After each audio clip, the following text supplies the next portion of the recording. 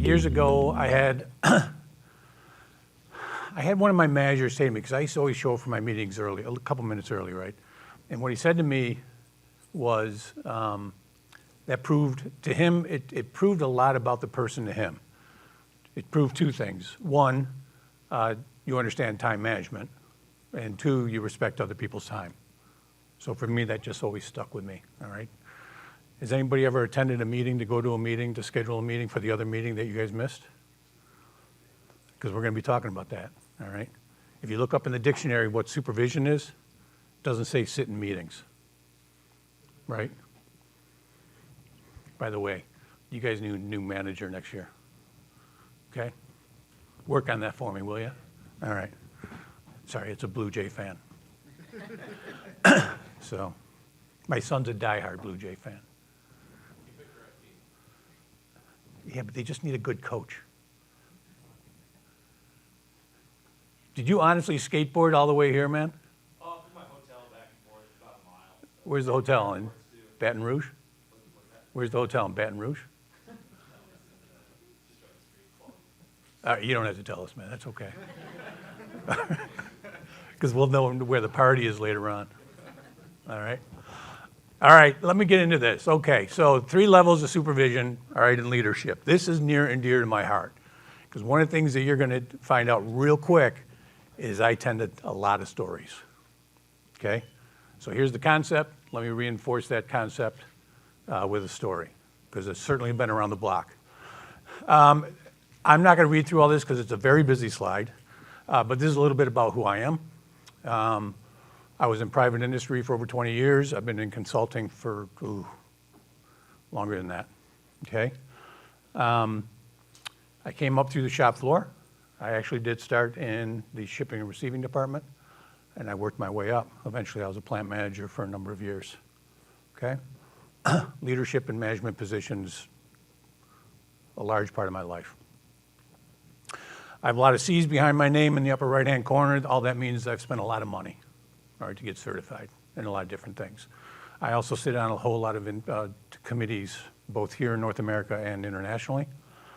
And on the bottom there, you'll see a list of a sampling of some of the organizations that I've worked with over the last 20 plus years.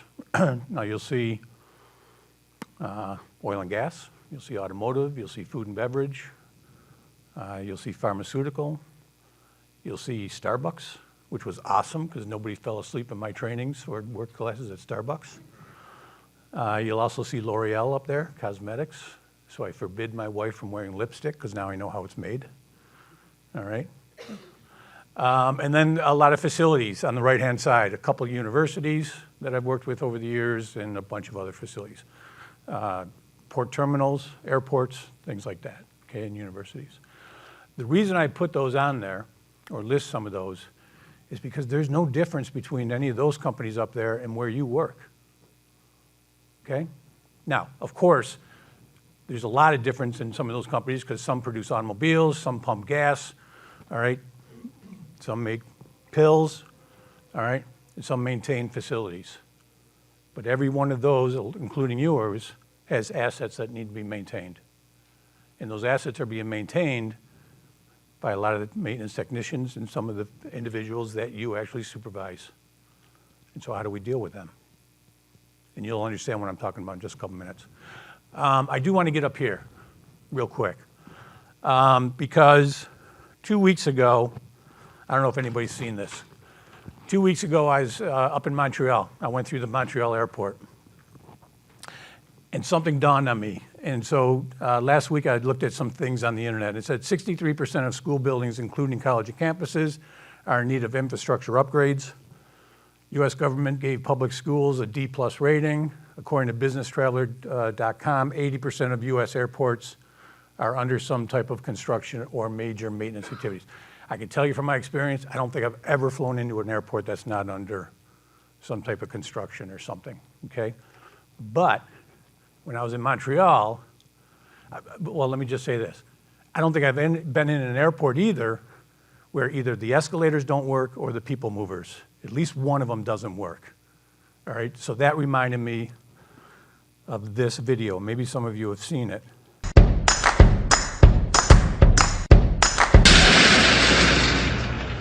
Whoa, that's not good. Oh, I don't need this. I'm already late. Somebody will come. Anybody out there? Do you have a phone? No. Sorry.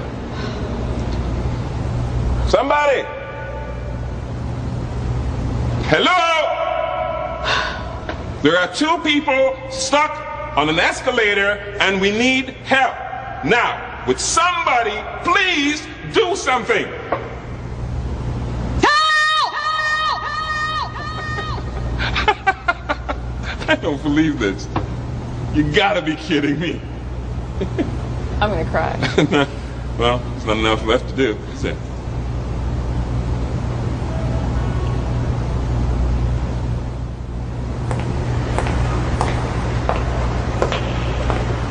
Hello?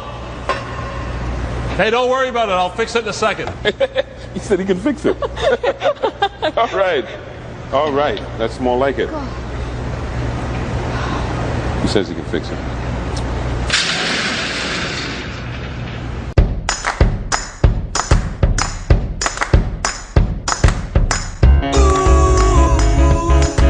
Walking down the sidewalk, kicking my feet as I'm moving to the music. Step to the beat. I woke up today, canceled all my plans, and I stepped right outside with my guitar in my hands, and the notes became loud as the sound caressed the air, and I kicked it up a notch as I strolled without a care, 'cause I'm going down the road to a brand new place, and I'll get.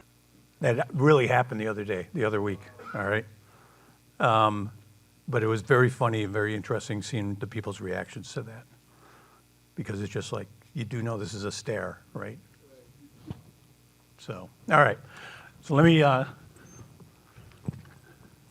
off of this. I hate standing up on these things. All right, so this is what we're going to talk about, okay? 3 basics or 3 levels of supervision, all right? So we're going to talk about the pitfalls, some of the mistakes, okay? We're going to cover some tips and hints, okay? So what I'm going to do is start with level 1. This is the basic stuff, okay? Level 2, which is pretty interesting because one of the hardest things for supervisors and managers is motivating their employees and or delegating. Okay? So there is a magazine here, Facilities Net and Facilities Maintenance Decisions. I actually write some articles, some columns for those different trade magazines, okay? One of them was just on motivating and delegating work, okay? Because that's some of the feedback I was getting.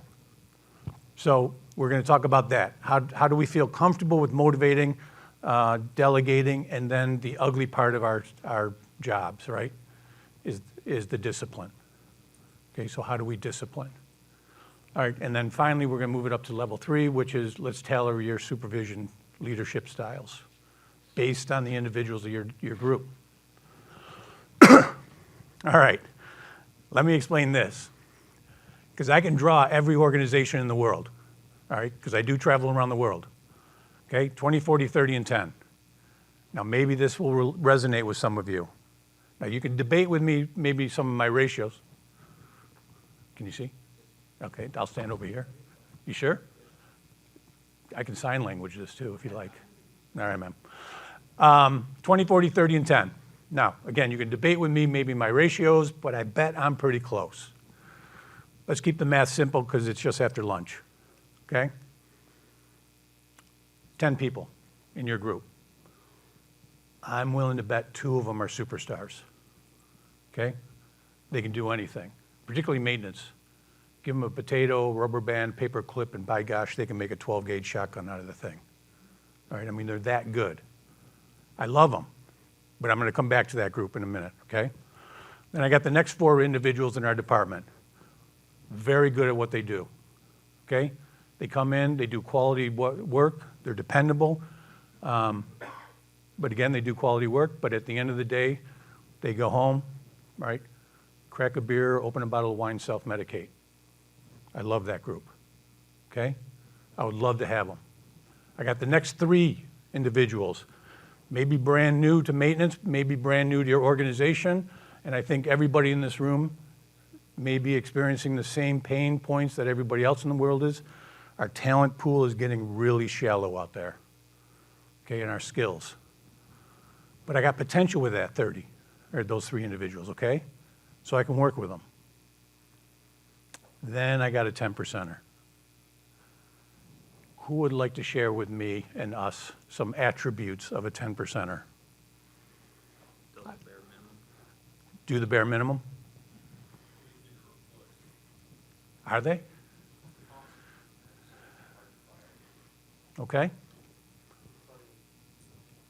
What, entitled? Okay. The new generation. All right, well, you have to understand, in my world, in my age right now, anybody under the age of 50 is a punk. All right, so, and as I get older, that Mendoza line is a raising higher. Sorry, a reference to baseball. Come on. I'm sorry, what? Tenured employees. Okay. Rotten apple. Rotten apple? Yes. Oh, to the T. To the T. Hides? Arrogant. All right, I said a couple examples. All right, we don't have to. We can spend the rest of the day talking about our 10%ers, right? But I worked with 10%ers. I had 10%ers, and here's the thing: we spend about 80% of our time as supervisors and managers with it. I mean, every fiber in their body is negative. I'm the only one who does any work here. I don't know what the rest of you guys do, but I'm the only one who does any work here, right? You suck. The company sucks, right?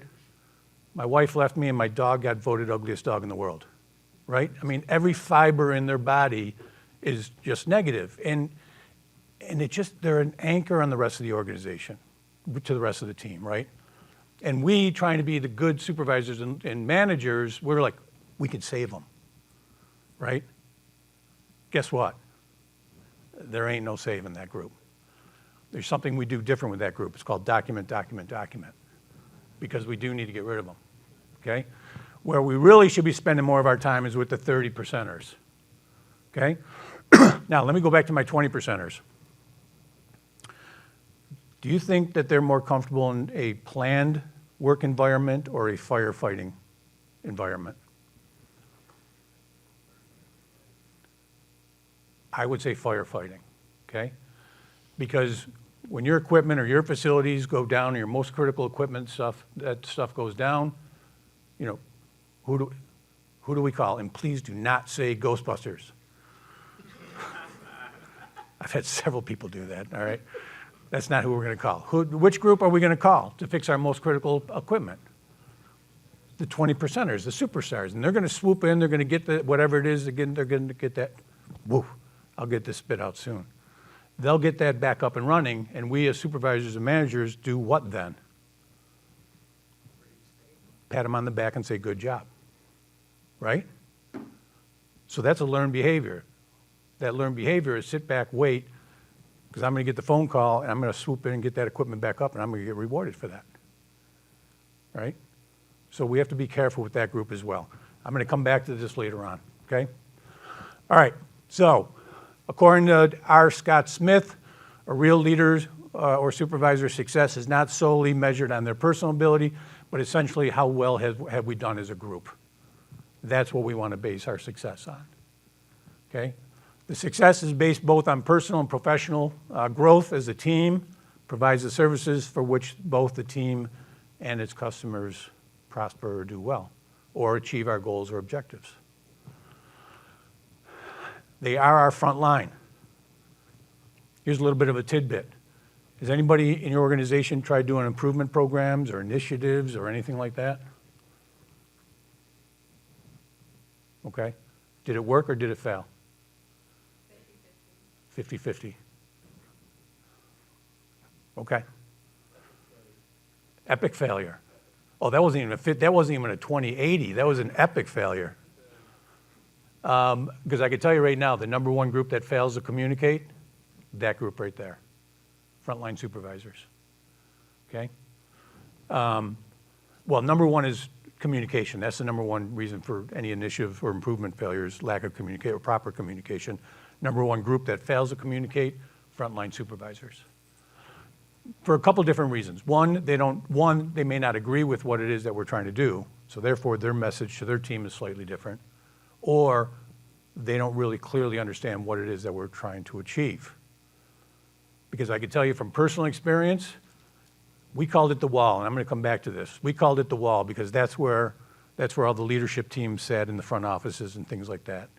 And they were making decisions out there that impacted us out here, okay? And if I didn't agree with that, the first thing I would say to my group, my team, would be like, yeah, this is what management wants us to do starting Monday. I don't agree with it, but we got to do it. Bam, dead. Because nobody's going to jump on board, okay? So that's another reason. We are charged with motivating. Our work involves planning, organizing, coaching, along with technical, human relations, administrative, decision-making skills, / and everything else I ask you to do. I should probably add another line, attend meetings. All right? Now, carrying on with the basic stuff, the number one motivator for employees, okay, and I'm going to show you this in a minute, is trust. Do I trust my boss? Do I trust my supervisor or my manager? Now think about this. How motivated are you with somebody that you do not trust? Right? Not very. Because I've had, in my experience over the years, I've worked for, has anybody ever worked for a colon orifice? Let that marinate on you for a minute. Is it starting to catch up with everybody now? Has anybody ever worked for one? I have. And I didn't trust them. Are you just catching up with now? All right, good. All right. It's not politically correct to use the other term, so we need to change that, okay? I have, and I didn't trust them. All right? So therefore, I didn't want to do anything. Bare minimum. All right? Maybe I was a 10%er. Communication skills. Give clear work instructions, communicate. We all hear things differently. Okay? Last month, my wife and I celebrated our 40th wedding anniversary. Okay? We've been happily married for 7 years. Because apparently I learned how to communicate. Okay? So, I do not underestimate the power of good communications. We may think we're communicating, all right, because in our own mind, we're communicating well, but the recipient is not filtering the way that we're trying to communicate. So don't underestimate good communication. Empathy, understand the group's problems or issues and demonstrate and be attentive listening. So having some empathy with your group or the individual, okay? Put yourself in their shoes. I got a great story about that, by the way. I was working in a small little town. I mean, when I say small, this was small. Anybody ever been to Utah, Alabama? I didn't think so. Have you? I thought you shook your head. I went into that facility, and within minutes, I could tell you that the operations and the production group, maintenance and the operations, two individuals hated each other. So I won't go through the whole story, but later in the week, it got really obvious, okay? So I went in and talked to the plant manager, and I said, what's the story with those two guys? And he's like, oh, they hate each other. They have to leave the plant at different times because they'll kill each other, okay? So I said, you know what would be funny? I said, switch them. Make the maintenance guy the ops guy, make the ops guy the maintenance guy. And he's like, he starts laughing, he goes, yeah, that would be pretty funny. Guess what he did? He actually did it. And I'm just joking around.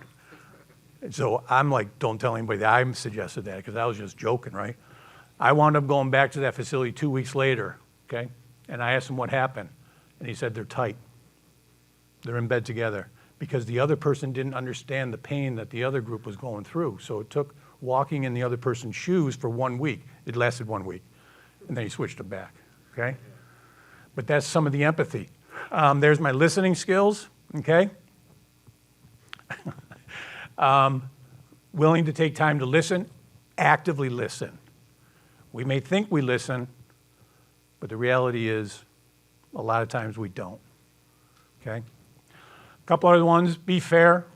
That's a tough one, That is very hard. Because again, I can only do a self-confession here. There were some individuals that worked for me that I just didn't like. All right, to be honest with you, I just didn't like them. But I got to be as fair as I possibly can with them, okay? Because the other group is going to pick up on that real quick, particularly when we come to delegating, right? Particularly when we come to delegating. I'm going to give the person I really don't like, I'm going to give them those jobs that nobody else wants, right? So we got to be fair. Then support, so go to bat for the group, all right? So with the support, if you think about that, that can build a whole lot of trust with your group, all right? And then finally, recognition. I'm going to come back to that with this last slide today, but it's important that we recognize the job, by the way, both good and bad, all right? Obviously, we want to skew it more towards the good because that's the behavior that we want to replicate, okay, is the right behavior. General rule of thumbs, one slide on this. There are some basic rules. To be effective, the rewards and recognition should be given as soon as possible. They need to be meaningful to the person receiving it, and the receiver should clearly understand why they're being recognized. Not everybody is motivated by the same things with recognition. For instance, I could care less if I got a $10 gift card to Walmart. I could care less. I could care less if you give me a mug that says good job, right? That doesn't motivate me. That doesn't do anything for me. Now, I worked with a friend of mine who is a maintenance manager over there in Washington. That's why I'm pointing to you. He hates public accolades, hates it. He's embarrassed by it. He's the type of individual that pull him aside, his name is Jeff, be like, Jeff, nice job. Appreciate that. Appreciate the job you're doing for us. That's what is more meaningful to him than, hey, everybody, look at Jeff here. He's the employee of the month. Let's give him a round of applause. He would hate that. Now, there's other people, and I'm sure everybody in this room knows those individuals. They would love to be put up on a pedestal and say, hey, everybody, look at me. Give me the big neon lights right here, right? Give me the employee of the month parking spot, right? So we have to understand what motivates, and we're going to talk a lot more about that in just a minute. All right, so that's some basic stuff right there. Basic things for a supervisor. Interesting. Was anybody in here formally trained on how to be a supervisor or manager? No, seriously, one at a time. Just a couple? All right, because I was not. All right, and if I look back on it, I was probably a horrible supervisor.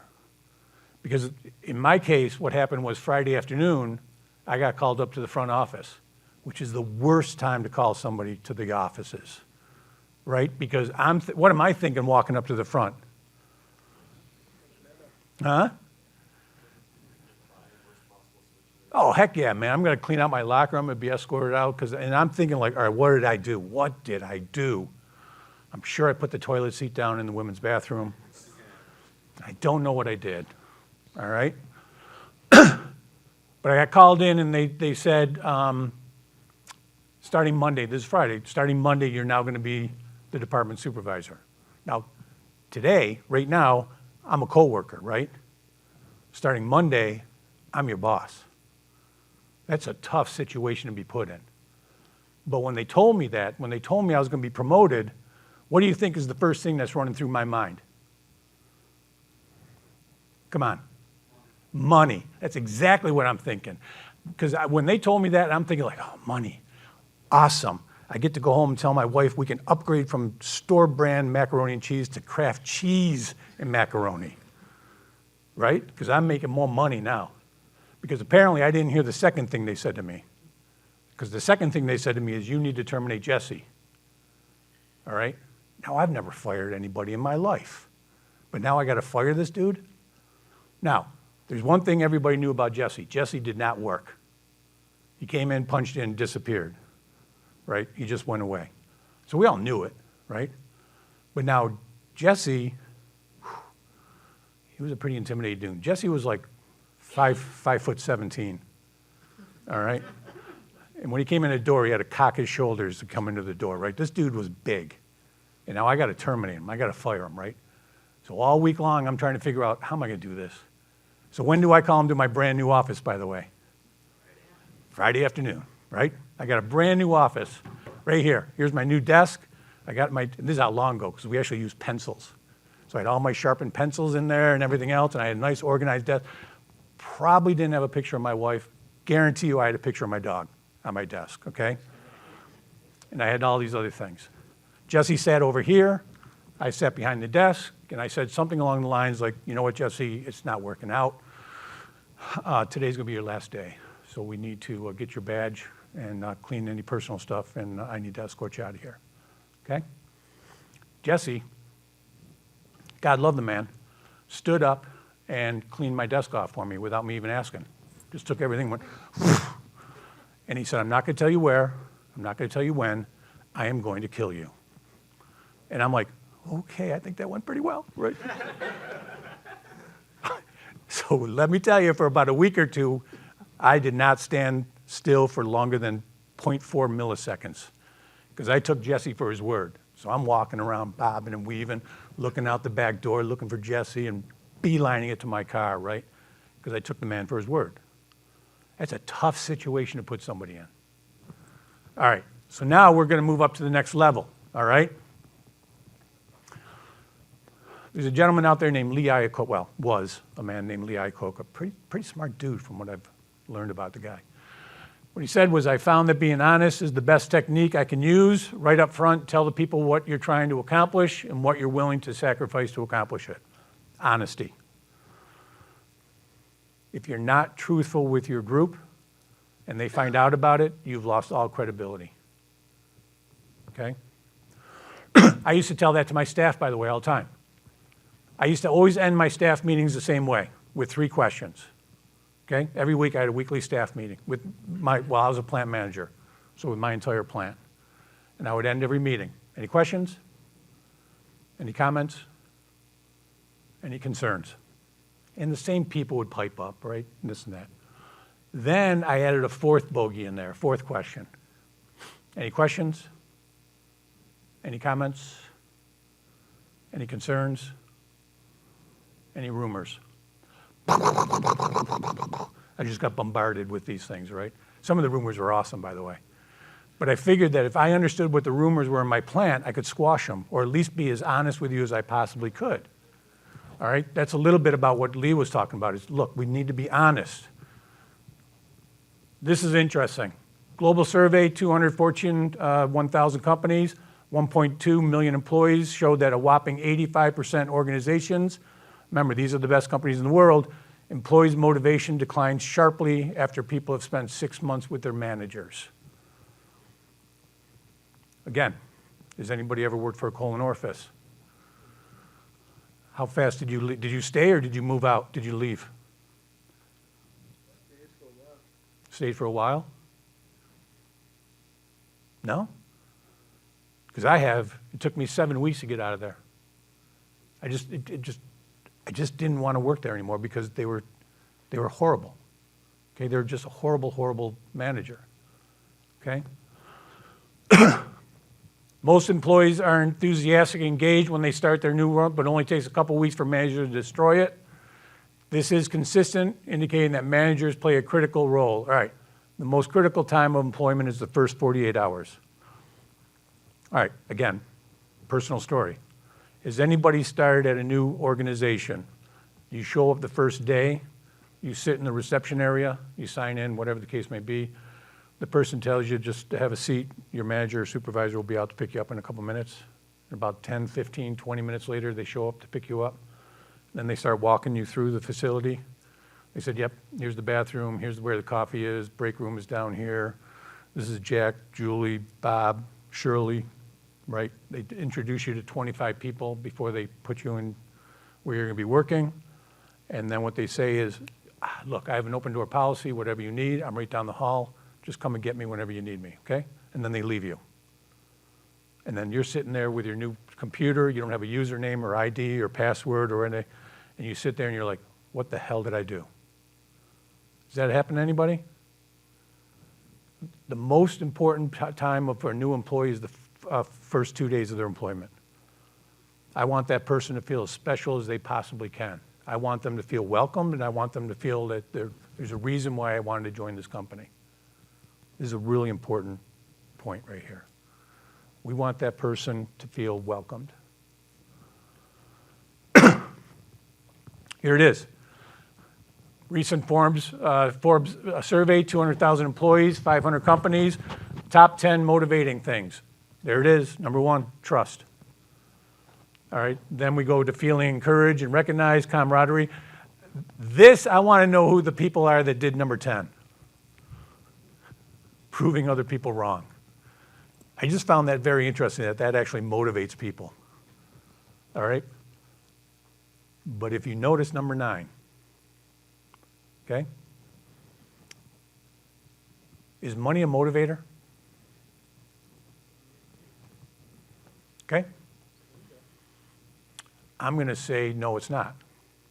I'm going to say it's a stimulator. If I give you a raise of $1 more an hour today, what are you going to be looking for in 3 months from now? Another $1. So I'm going to give you $1 more today, and for the next 2 or 3 months, you're going to be a superstar because you're motivated because you got paid more money. But after a while, you're going to be like, I need more money. Okay? So understand the difference between what motivates employees and what stimulates employees' performance. Okay? Money is a short term. Okay? Motivating. Employees is a key factor in promoting staff with an excellent atmosphere. Supervisors should encourage regular interaction. Okay. Has anybody ever heard the term Gemba?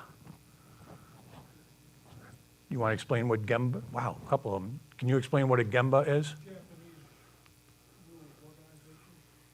It's a lean concept, but it's a management concept as well.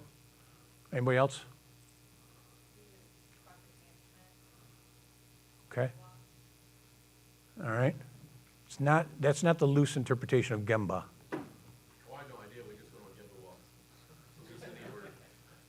That's awesome. I don't know what the hell we're doing, but hey, we got out. We got to walk around. Do we get lunch? Gemba is a loose translation is go to the place of value. In other words, get out of your office and go out there where the actual money is being made, or where the services, or whatever the case may be, where the real work is occurring. That's what a Gemba walk is. Because our role as supervisors and managers is to remove obstacles, right, and ensure that our staff are working safely and that they're doing what we want them to do. That's the whole concept behind Gemba. That's what this slide is talking about, is get out of there and we can get face-to-face with the individuals, which you're going to see in just a minute, right? What's the most effective communication? What is the most effective communication, means of communication? Huh? Anybody? Face-to-face. One-on-one, okay? That's the most effective. And I'll talk about that in a minute. So that's motivation. Directing employees by setting goals that are established jointly. All right, so that's an interesting concept. Is anybody in here you were given your personal goals for the year? And you had no input on what those goals were? Okay? Here's the other interesting concept. Have you ever heard an organization say, you know what, everybody? We're at the end of 2023. Our goals last year, or this past year, have been a little bit high. Going into 2024, I think what we'd like to do is we want to strive to be average. We want to strive to be mediocre.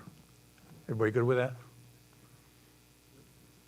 100% of the time, what's management asking for? More, improve, get going, okay? So that's what this is talking about right here, is directing the employees, okay? By giving them some direction, clearly communicating, all right, we can improve our morale. I've been doing this training for years, okay? And when I do in-house or when I do public supervision leadership training, I ask everybody in the room, what percentage of your day are you actively supervising your team? Actively. And what do you think, if we were playing Family Feud, what do you think the number one answer would be? Less than 10? What was this? 700? 100%? Okay, that's a lot. I can tell you right now, the number one answer is less than 5%. Number one answer. All right, and mostly it's because we have morning meetings or handoff meetings or something like that, and then they get wrapped up in doing a whole bunch of other non-value added stuff. Has anybody ever sat in a movie? Has anybody ever sat in a meeting for a couple hours, you walked out of there like, what the hell was that? Okay, apparently you have, right? I hate meetings. I had a general rule of thumb for my meetings, okay? No more than 20 minutes. If we can't do this in 20 minutes, then something's wrong.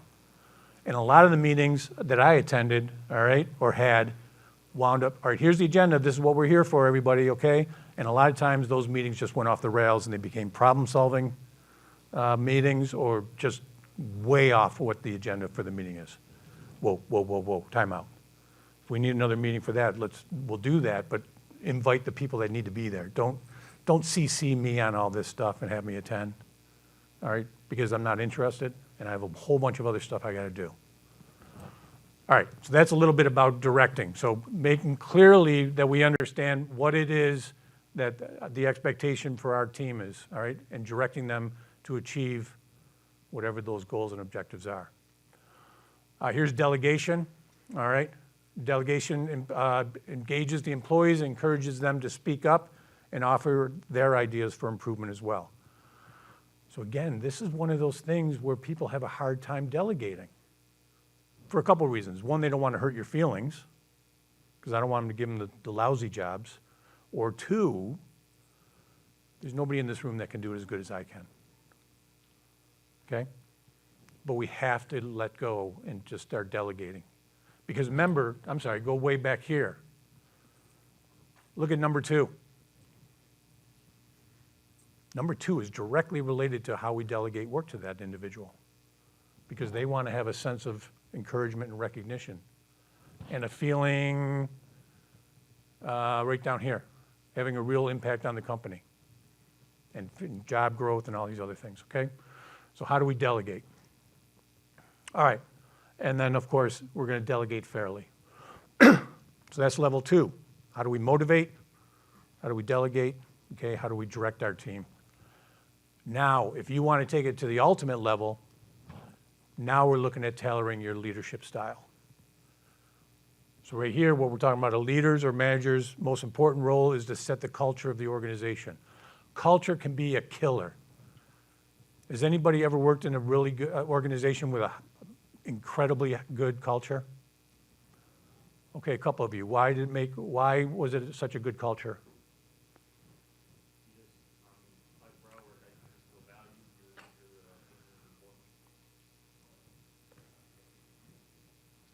It's deeply ingrained in each one of the employees. They don't make any kind of hiring decisions if it's not at least anywhere between 50 to 60% culture. Ooh, how do they measure that? Lots of interviews, panel interviews. Okay. Lots of questions, examples about different types of leaders and principles, and what their past experiences or even the professional experiences feel that element. Sounds like a lot of meetings. Yeah. No, I'm only kidding. All right, well, good. Anybody else? I would say also support. Okay. HR department of support. How about a lousy culture? Same place? All right. Same family, but totally different. Oh, because that's the story I'm going to say right there. Okay, why? What made it a lousy culture? One company was super large. It was a Fortune 1 company, retail. And it was so big that the culture went away with the cutthroat of with the retail business. Yeah, retail's pretty brutal. All right, anybody else? Oh, Stabbed in the back of the store. okay. Oh, yeah. Anybody else? Lousy culture? Okay. Wow, you same place? Yeah, different place. All right. This one is healthcare. Okay. Now it's the healthcare. What made it so lousy? Leadership. Ah, right on. Because in my example, it was the same company. Because when I started with this company, it was owned by Dad. We called him Daddy. Daddy was awesome, okay? He started the company. Everybody in the facility loved this man. I respected this guy forever, okay? And I base a lot of my management styles based on him because he was just awesome, right? But then he retired and he left it to his 3 sons, Larry, Moe, and Curly, all right? And the very first thing that 2 of the brothers did was they fired the 3rd brother, which I always thought would be awesome to be a fly on the wall at Christmas time when they all got together, right? They did everything completely different than what Daddy did, right? And there was one thing that Daddy said to me one day. I don't know how we got on the subject, but what he said to me, and this is one of the things that stuck with me. He said, now you got to remember, this guy's a multimillionaire, all right? So he said to me one day, Andy, there is no difference between you, me, and the person that we hired to clean the restrooms here. He said, the only difference between the 3 of us is we have different responsibilities. And that just stuck with me forever. In other words, he was saying, I'm not any better than the person that's cleaning the restrooms out there. And I never forget that. So that stuck with me. And that's a little bit about building the culture. Because in that culture, when he was there, we would do anything this man asked us to do. Anything. But overnight, that's why I said a colon orifice. It took me 6 or 7 weeks after the sons took over the business. I'm out of here, man. See ya. Because you guys are jerks. All right, so tailoring. Personality types. Here we go. Every group has them. We have detail-oriented individuals. We have task-oriented. We have creative. That's always fun working with this group, all right? Because every once in a while we get, all right, come back in, all right? There's my competence level then. Are they highly competent? Okay? And based on where they are on here, your leadership can switch to a teacher, a supervisor, a coach, or a consultant. Now, if you get to this level, you are 95% of the rest of the world. When you put your teaching hat on, heavy hands-on approach, right, provides step-by-step instructions. Supervision, heavy hands-on approach, provides constant feedback, follow-up, and documentation. Coach communicates the goals and the expectations, provides feedback. And a consultant, when you're at that phase, communicates goals and expectations. All right. Now I'm going to go back to that 20, 40, 30, and 10. Oof, yes, I am. Now, my 20 percenters, what leadership style would you apply to my 20 percenters?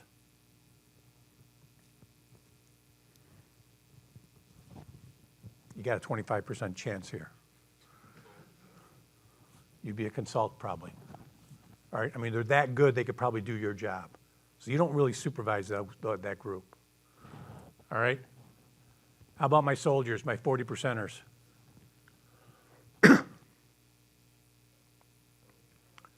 Probably coach, right? I'm sorry, what about my 30 percenters?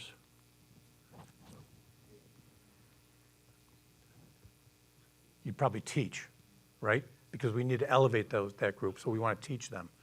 And then my 10 percenter.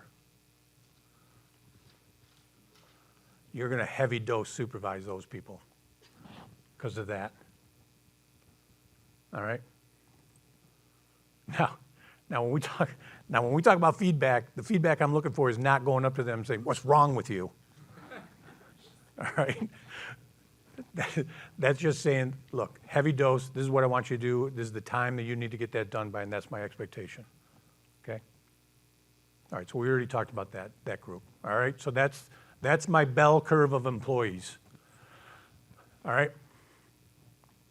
Then we have directing leaders. All right, we have coaching leaders, we have supporting leaders, and we have delegating leaders. All right? And within each one of these, again, you need to pick what is your style. To the individual, all right? To the individual. Because one size does not fit all, right? I've had hundreds of people that have worked for me over the years. I've had hundreds of different personalities as well. I've certainly had my share of 10 percenters. That's why I'm still in therapy, and I've asked my doctor to upgrade my Prozac to 50,000 milligrams. All right? I'm a happy supervisor. okay? All right, but that's what we're talking about here.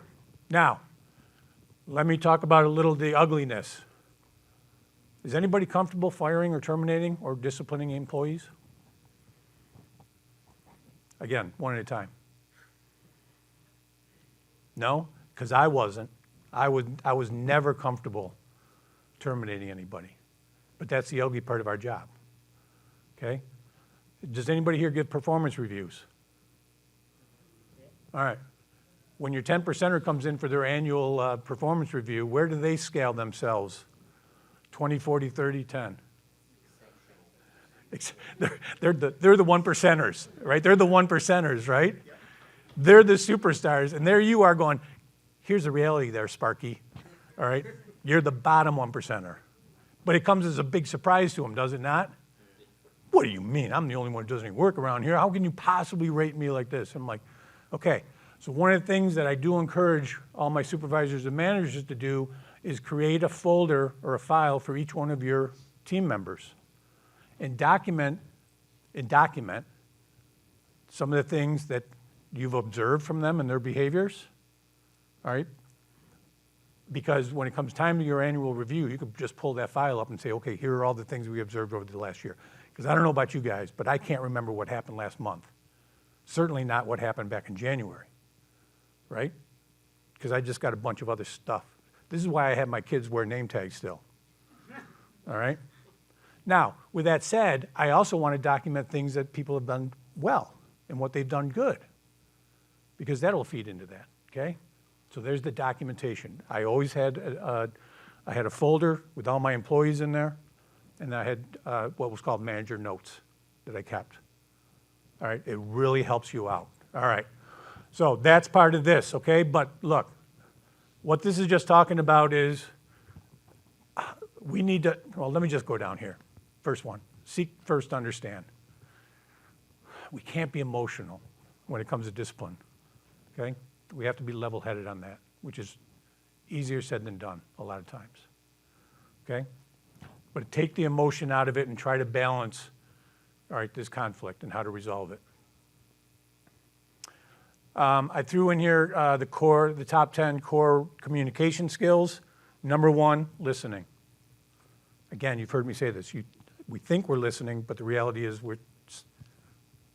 sound receptacles get clicked off. I just want to talk about a couple. One, nonverbal communication, how we present ourselves. I always knew when my father was angry with me because he would just sit there with his arm closed, right, cross. And it even carried over to his emails. I knew when my dad was angry with me because his emails would be all in caps. So even in his email, he was yelling at me, all right? And I've already talked about a lot about this right here, okay? So pick the right medium as well. What is the right communication? All right, and last slide, tips and hints. Some of these I did, okay? First thing, at the end of each day, have a plan for your team for tomorrow. It's called ODA, 1 day ahead. So before you leave at the end of the day, have a real good understanding of what your team is going to be doing tomorrow. All right, that's just proper planning, okay? Because you don't want to come in tomorrow and just try raffling around seeing what we got to do. All right, so 1 day ahead. I did send personal notes to employees to recognize them for a job well done. You know what? This was one of the biggest wins for me, and it was the cheapest. I went to the, look, to be honest with you, I went to the Dollar General and I bought a bunch of cards. Cheesy little cards, but still, it was a thank you note. Who cares? Okay? So I would handwrite a note, and let me tell you, that went a long ways of building trust. And by the way, respect. Okay? They really did appreciate a handwritten note, not an email. There's a difference. Don't be afraid to send birthday cards or work anniversary notes. I did. At one point, I had 182 women that worked for me. All right? I had to change my management style significantly. All right? And to this day, I'm so appreciative because they taught me how to be a better manager and a better person, to be honest with you. But God forbid that I forgot one of the women's birthdays. All right? Because then the rumor started. I didn't get a birthday card from Andy. I know he's going to fire me. Right? And all these things that would, so I'd have to send her two birthday cards just to make up for the one that I missed. All right? But I was so appreciative, and they liked it. How about buying lunch or doing a cookout for them? They love it when managers have to cook or do work. So I literally bought 3 grills at my plant, okay? And every month we got together and I cooked for them, which was awesome because I have a home in North Carolina, all right? And down there, they love to cook. And there's a huge competition who cooks up the best okra, all right? So there was a little competition even among my group that who made the best cookie, who made the best cornbread, who made the best okra and all this stuff. It allowed everybody except for me to let their hair down, okay? It was just a really good time with everybody. Find out something personal about them. Their wife or kids' names. Let me go back to Daddy. Daddy walked around, this is so long ago, we actually got paychecks. And Daddy would walk around with 400 paychecks every Thursday or Friday, all right? And he knew every single person in this room. He knew your name and he knew something about you. To me, he'd come up and he'd be like, "Here you go, Andy." You know, and he goes, "Your son," this is when he was young, "he's a pitcher, right?" And I'm like, "Yeah." Does he have a game this week? I'm like, "Yeah." He's like, "How do you do?" I'm like, "They lost," right? He's like, "He'll get him next time. Keep it up," right? And he'd walk away and you'd be like, "Dude, if I was gay, I would ask you to be my Valentine right now." All right? I mean, that's how much we love this person. Because he knew something about us on a personal level. All right, what sports were your kids involved in? Activities that employees, what do you guys do on your day off? You go fishing? Great. You go hunting? Whatever you do, right? But get on almost like don't get too personal, but just enough to just understand a little bit about them. It goes a long ways. Whatever you do, make it personal. And there it is, the most effective means of communication is one-on-one. Gemba walks. That's what Daddy was doing every Friday with the paychecks. He was walking around, we never knew what Gemba was, but he was walking around and getting FaceTime with every single one of his employees, which allowed us to either vent, or he would ask us questions about how are things doing, what can I do to help you out, right? Blah, blah, blah. It just gave us that 30 seconds with the big dog, okay? Went a long, long ways. All right. That's it. Any other tips before I go on? Because that's it. Anybody else doing anything for tips and hints for supervisors or managers? No? Your recommendation. So I just recently transferred to our Mexico Monterrey plant, and so all of my team is in the U.S. So those tips and hints, I do try to implement a lot of that, but sometimes a lot gets lost in translation and we're not able to have that one-to-one. What are some of your recommendations that I could implement with my U.S. team? Well, with your U.S. team, not the Mexico team? Yeah, because I do a lot of that for the Mexico team as well, but, Well, there is miles apart between right. my U.S. team. Because my recommendation in Mexico would be, dos Corona. But that's just me, all right? Or cerveza. You know what, that's still hard, but you still mail. You can still use mail to write personal letters. The other thing is, it does not also hurt to send an email to say, thinking about you, how's things going? It's just those little things, man. It just doesn't take a whole lot of time or effort to just reach out. At one point, I had 24 individuals working on offshore platforms in the Gulf of Mexico. I made it a point to reach out to every single one of them every month to just ask how things were going. And they truly appreciated it, because they were out in the dinghy, thought that nobody cared about them. But just to send a little note to say, hey, how you doing? Good question. Anybody else? The link there on the bottom in this month's edition of Facility Maintenance Decisions, I did write an article on this subject. All right, and it was talking about communicating with our team and how to motivate them. All right. Anything? Any other questions? Any questions? Comments, concerns, or rumors? How do you go about into that personal touch, like asking about the kids' Yeah. with someone that you actually just don't like? Like, how do you care about their person if you don't like them? How you done that? I have some medicated pads for those corns on your feet. Maybe that'll help you, man. No, that's a hard one. As I said, we've all been there, but I still got to do my best to try. Yep. How you doing? Give you an example. Well, there's a lot of acting involved.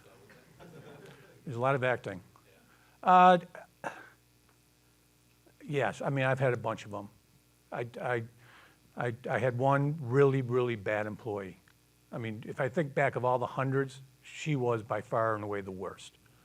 But I still had to treat her. So she actually worked night shifts for me at one point. So I'd go home, have dinner with my family, and actually drive back and sit with her for a little while, just to show her that, no, I really don't like you. No, I'm kidding. I'm kidding. That I actually was trying to coach her and help her out. But ultimately, she just killed herself. She was that bad. So there's a whole story behind it. I could write a case study on her. Anybody else? I think that'd be a good class for your next conference to have a toxic environment, work environment, because this gentleman said he had, that's a toxic work relationship. And earlier you made mentions of the percentage of like bad employees in your group. A lot of people had a lot of opinionated. Yep. That's the God honest truth about our work. It's universal. Toxic work relationships that you really don't want to come face to face with it, and that's probably worse. Yeah, confrontation, we try to do our best to avoid it, right? So does anybody here use infrared guns? Yeah? I got one because when I come home off the road, that's the first thing I do is I shoot my wife's forehead to make sure if it's coming, because I want to know what her temperature is, because I am adverse to conflict, all right? I'm joking around, by the way, on that.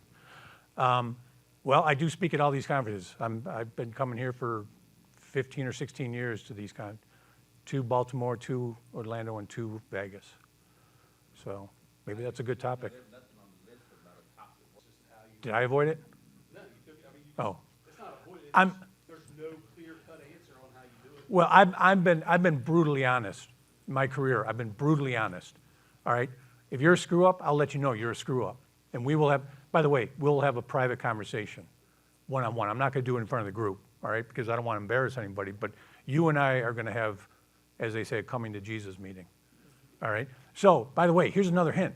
Excellent. By the way, to bring that up, I took this from one of the other plants. I was one of 5 plants. I was one plant manager, and I had a bunch of other ones. I took one idea from one of the other plant managers. His name was Randy. What Randy would say, and I've used this, by the way, many times, I would pull that individual into my office, and what I would say to that individual would be, look, what's your name? Dale. All right, Dale, look, you're obviously not happy working here, okay? And we're not happy with your performance.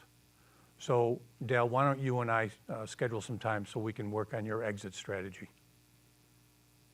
Whew, that gets attention real quick. Because I can tell you what's going to happen. One of 2 things are going to happen. They're going to straighten up for about 4 or 5 days, or they're going to quit, which is the best case scenario. Because now you're crystal clear that you're not happy with their performance. And by saying, you're not happy here, we're not happy with your performance, so why don't you and I work on your exit strategy? I can tell you, I've had 100% success with that. The best case scenario is they quit. That's the best case scenario, right? But every organization has them. No, you said it right there. I was the toxic employees, coached them out. So you brought up exit strategy. Take them out of the game. Yep. All right. How do you deal with HR on that? Oh, man. There always has to be one person in the room that has to bring in HR. I don't do anything without HR's approval. All right. And you know what? More times than not, HR clearly understands what it is, but HR tends to side with the employee. But we need to coach HR as well to say these are the issues, By the way, here are my manager notes. These are all the things that have been observed and everything else. But with all your documentation prior to this, Yep. it makes it a lot easier. Oh, a heck of a lot easier, because you're taking the emotion out of it, right? You have to take the emotion out of it. And then here it is. It's black and white. Boom, boom, boom, boom. And then, again, I'm not going to just, is anybody working in a union? Oh boy, there you go. There's a whole nother one right there, man. All right, so we've gone through the 17, warnings. We've also now gone through the 9 official warnings, and then the 5, formal write-ups, and then, now we're getting serious and we're going to put you on a PIP program, all right? And then the PIP program's gone, oh man. It's just easier to just take them out and accidentally run them over and make them a human speed bump. Sorry, you didn't just hear me. I'm not recommending that at all right? But yes, if you're union, but I'm not going to say, whatever your company policy is, you got to follow it. You got to follow whatever the company policy is. Yes, ma'am? Say what I struggle with now. Right. 100% understand the situation. This really bad employee that I just mentioned, this woman, her name was Jenna. This was a union, I had a union staff. And I'm not joking when I say I had a 3-ring binder on write-ups, discussions, union representation in there to say this is what the story is and all this. And again, not to get into the whole details, but I got enough information, I had enough documentation to terminate her, okay? And we did. And her union steward wasn't there, but another union steward, HR manager, myself, and her. We terminated her. She was calling me every name in the book as we escorted her out. After we got her off the company property, the union steward and the union president shook my hand and thanked me for getting rid of her because she was just a drag on the union. And then the 2 days prior to the last day that she could file arbitration, she filed, and we went to court, and I lost. And the reason I lost is because I did not have her union steward in the room. I had another union steward. And that just burned me. That's why I'm in therapy to this day. Again, you guys need to follow your company policies and procedures on documenting those people. All right? But you got to get rid of them. All right? Absolutely, 100%. I had corporate when this young person I terminated because we needed to make sure, because we knew she was going to file arbitration. By the way, she was on PIP. We put her on a PIP program, but she got pregnant. So she was gone for 4 months of the 6-month PIP program that we put her on. Anyways. Thanks everybody for bringing that up, all right? I really appreciate that.